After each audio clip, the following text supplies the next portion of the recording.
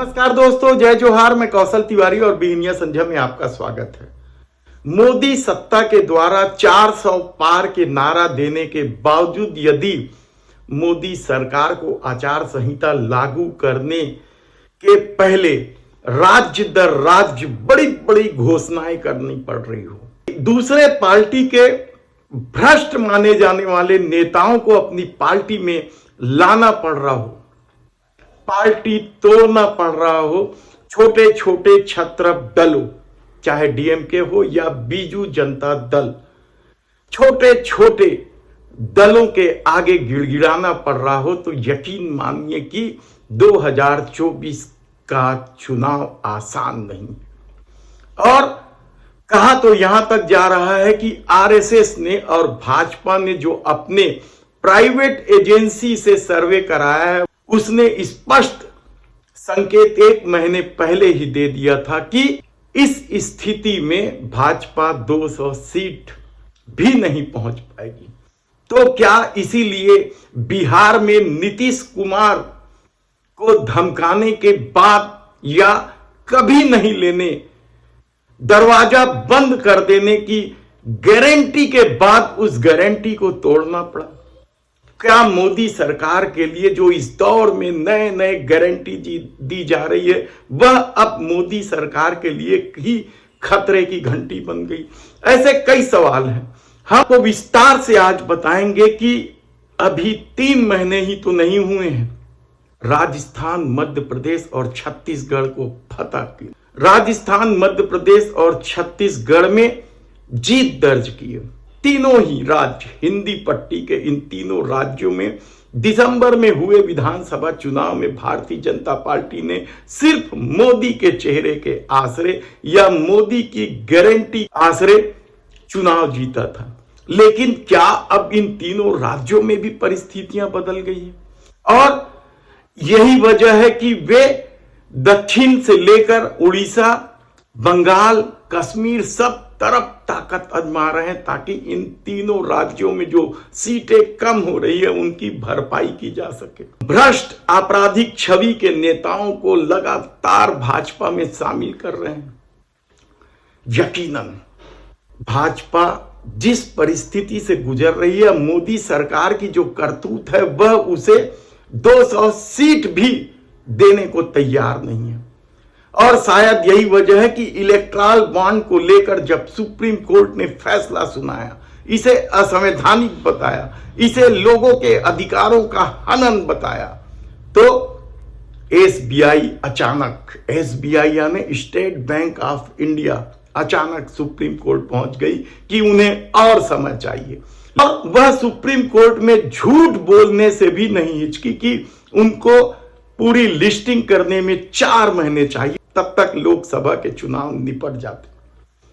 उसकी सुनवाई है सुप्रीम कोर्ट, क्या फैसला देगा यह भविष्य के गर्भ में है। लेकिन यकीन मानिए कि जिस तरीके से सूचना के अधिकार की अवहेलना की गई इस दौर में, पहला ही लाइन है सूचना के अधिकार अधिनियम का, पहला लाइन कि समयबद्ध सूचना दे, क्योंकि यदि आप विलंब से सूचना देंगे तो उन सूचनाओं का कोई मतलब नहीं होगा, इसलिए पहला लाइन।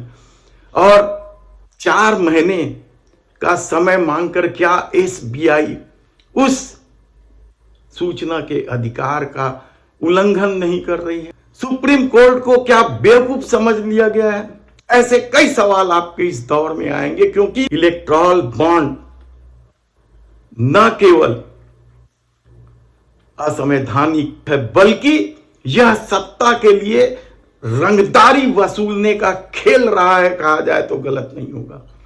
ईडी, सीबीआई सहित कई जांच एजेंसी से आप धमकाओ और पार्टी के लिए चंदा ले लो, और इसमें शायद वैसे ही लोगों के नाम हैं, इसलिए सत्ता नहीं चाहती कि लोकसभा चुनाव के पहले एसबीआई सूची दे।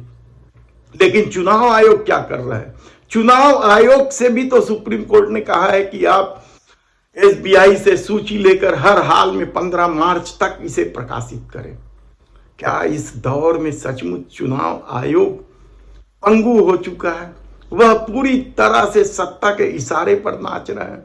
और मोदी सरकार ने जो 12 दिनों का कार्यक्रम बनाया है, क्या चुनाव आयोग उस कार्यक्रम के पहले आचार संहिता लागू कर पाएगा? क्योंकि पिछली बार लोकसभा के चुनाव में आचार संहिता 8 मार्च को लागू कर दी गई थी, लेकिन अभी मोदी सरकार को 200 में जो अटका हुआ है उसे 272 तक ले जाने के लिए समय दिया गया है। कहा जाए तो भी गलत नहीं होगा।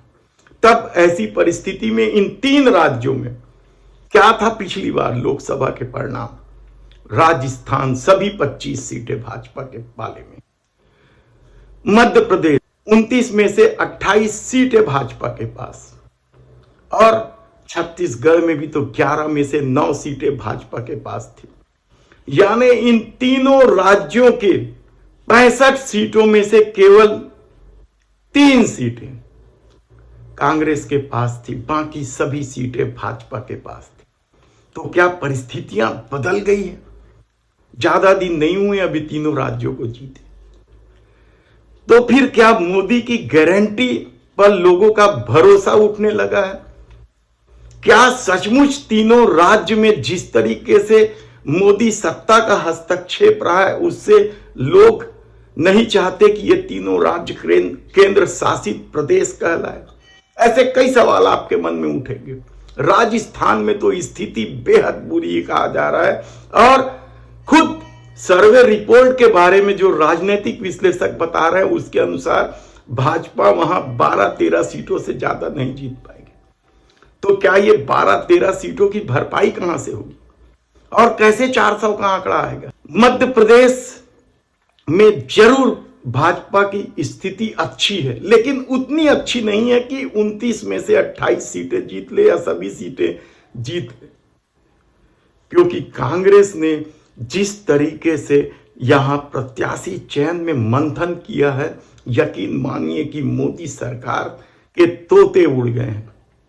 और कहा तो यहां तक जा रहा है कि जिस तरीके से समाजवादी पार्टी से इंडिया गठबंधन ने मध्य प्रदेश में सीट दिया है, और आने वाले दिनों में बसपा को भी सीट देने की चर्चा है, और यदि यह गठबंधन मध्य प्रदेश में हो जाता है तो क्या भाजपा दहाई बड़ी मुश्किल से छू पाएगी?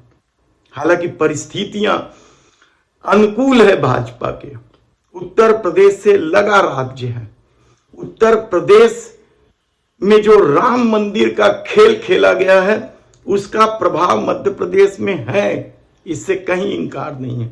लेकिन यदि गठबंधन इंडिया का मजबूती से चुनाव लड़ेगा, कांग्रेस प्रत्याशी चयन में सावधानी बरत लेगा, तो बीजेपी के तोते यहां भी उड़ जाएंगे।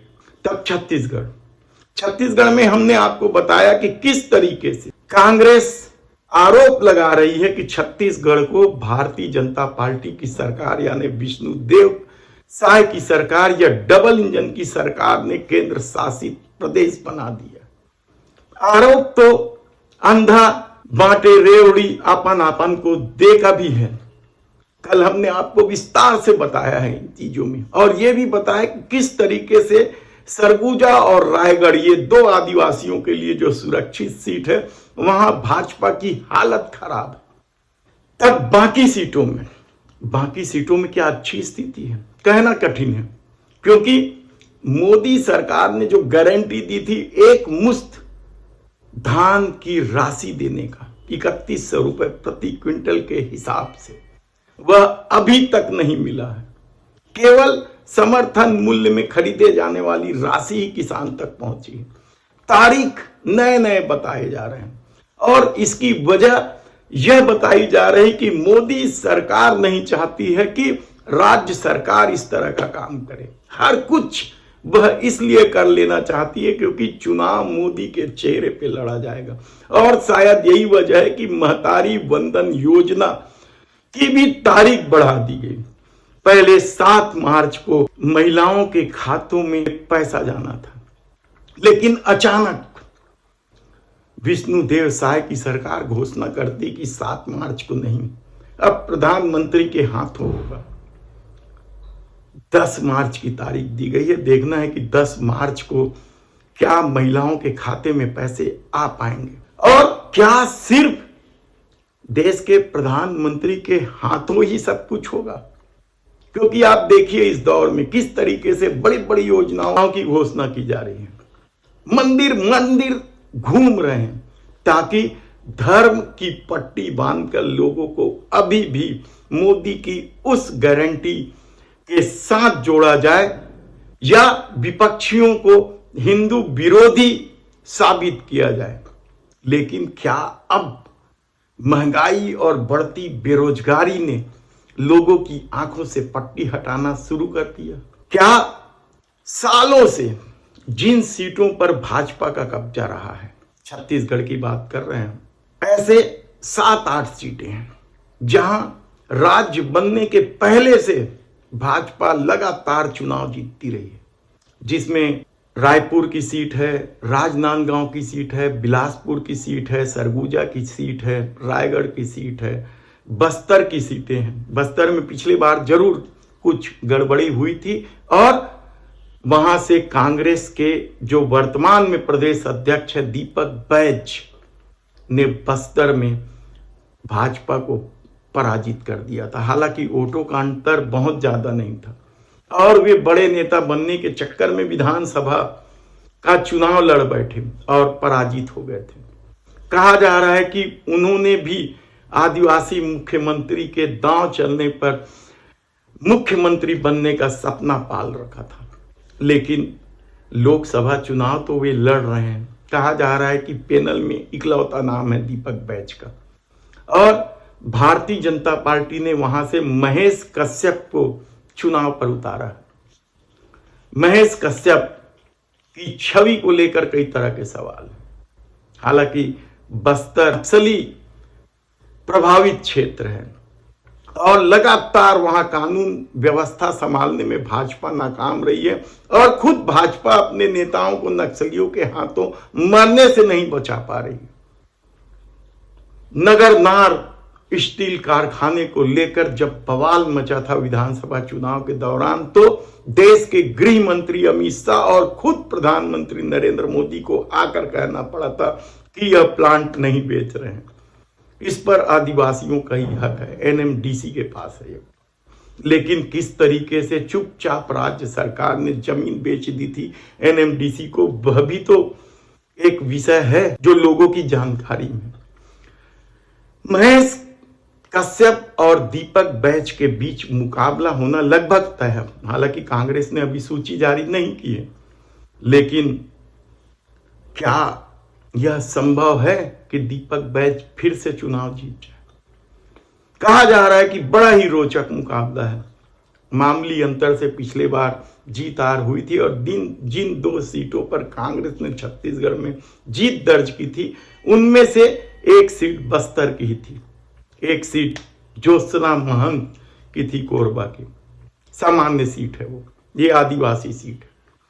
हमने आपको बताया कि 2 जगह सरगुजा और रायगढ़ में जो आदिवासी सीट है वहां भाजपा की स्थिति खराब है, लेकिन बस्तर में कहना कठिन है। हालांकि यहां बड़े बड़े कांग्रेस के कद्दावर नेताओं का प्रभाव है। लकेश्वर बघेल दमदारी से शानदार छवि के साथ यहां नेतागिरी कर रहे हैं और कहा जा रहा है कि उन्हें टिकट मिलता तो बेहद आसानी से कांग्रेस जीत जाती, लेकिन प्रदेश अध्यक्ष दीपक बैज को टिकट दी जा रही है। तो क्या स्थितियां अनुकूल होगी? स्वर्गीय बलिराम कश्यप का कार्य क्षेत्र रहा है, उनकी दबंग राजनीति की धमक मध्य प्रदेश में भोपाल में भी गूंजती रही। जो काकस उन दिनों मध्य प्रदेश में थे पटवा ग्रुप के, सारंग, बंदूक और ठाकरे, वे काकस भी बलिराम कश्यप का कुछ नहीं बिगाड़ पाते थे। इतनी धमक थी और यही प्रभाव में लगातार बस्तर में भाजपा मजबूत होते चले गई थी। लेकिन दूसरी तरफ छत्तीसगढ़ में कानून व्यवस्था लगातार बिगड़ रही है। राजधानी ही नहीं, अमूमन सभी शहरों के लोग यातायात व्यवस्था से परेशान ही नहीं है, बल्कि कानून व्यवस्था से भी परेशान। अचानक कोई बाहर से आता है और हत्या करके चले जाता है। महादेव ऐप का पैसा भी है, खनिज का भी भ्रष्टाचार का पैसा है, दारू का भी पैसा यहां है। और शायद यही वजह है कि आपराधिक तत्व दूसरे प्रदेशों से आकर यहां पनपने लगे हैं और अपनी करतूतों को अंजाम देने लगे हैं। ऐसी परिस्थिति में विष्णुदेव साय 3 महीने से जो सत्ता में हैं और कहा जा रहा है कि वे सिर्फ मोदी की तरफ देख रहे हैं। एक एसपी कलेक्टर का तबादला भी यदि प्रदेश सरकार के हाथ में नहीं होगा तो आप स्थिति समझ सकते हैं। ऐसी परिस्थिति में जब लोकसभा का चुनाव सर पर है, छत्तीसगढ़ की 11 सीटों में से भाजपा लगातार बढ़त बनाई हुई है, पिछले बार 9 सीटें जीती थी, तो इस बार क्या यह आंकड़ा पलट जाएगा? मुश्किल है। हालांकि कांग्रेस पूरा जोर लगा रही है। कांग्रेस के प्रभारी सचिन पायलट का कहना है कि दिग्गज नेताओं को उतारा जाएगा जो पिछले सरकार में मंत्री रहे, बड़े बड़े नाम हैं उसमें से कई नाम तो ईडी और सीबीआई के इनकम टैक्स के लपेटे में भी है। लेकिन यकीन मानिए कि मुकाबला बेहद रोचक है और जो मुद्दे बेरोजगारी, महंगाई के अलावा केंद्र शासित प्रदेश बना देने या अंधा बांटे रेवड़ी, क्या लोकसभा चुनाव में कारगर होगा? देखना होगा।